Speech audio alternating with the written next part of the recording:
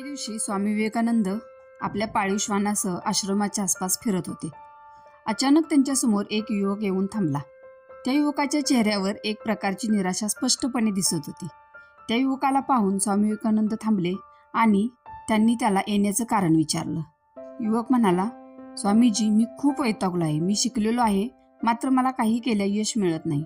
कृपा करून मला योग्य मार्ग सांगा. स्वामी विवेकानंदांनी क्षणाची वाट न पाहता त्याला सांगितलं, माझ्या श्वानाला थोडा वेळ फिरवून आण. तो युवक थबकला. त्याला काही समजेना. मी स्वामी विवेकानंद यांना माझी व्यथा सांगितली, तर त्यावर काही मार्ग सांगण्याऐवजी ते मला त्यांच्या श्वानाला फिरवून आणायला का सांगतायत? माझ्या अपयशाचा आणि या श्वानाचा काय संबंध? त्याला काही समजेना. असे एक ना अनेक प्रश्न त्या युवकाच्या मनात घोळू लागले. मात्र स्वामी विवेकानंद यांची आज्ञा प्रमाण मानून तो युवक त्या श्वानाला घेऊन गेला.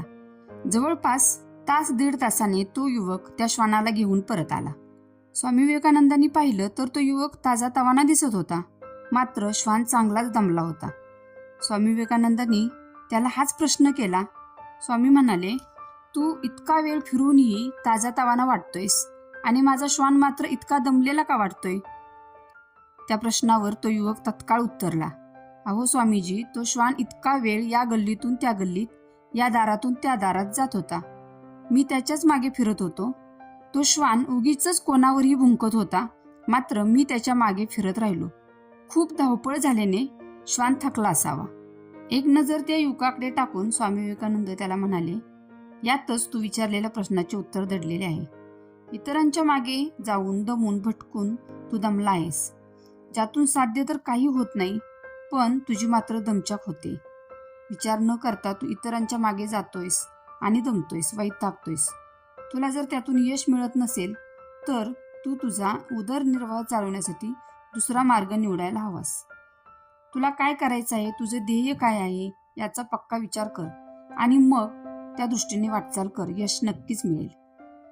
इतका वेळ मनात विचारांचं काहूर माजलेल्या त्या युवकाला स्वामी विवेकानंदांचे शब्द ऐकून क्षणात समाधान मिळालं. मंडळी, कित्येक वेळा आपल्यासोबत असंच होतं.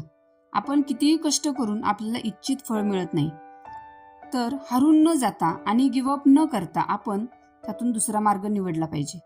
कारण असंही असू शकतं की आपल्यासाठी तो मार्ग बनलाच नसेल.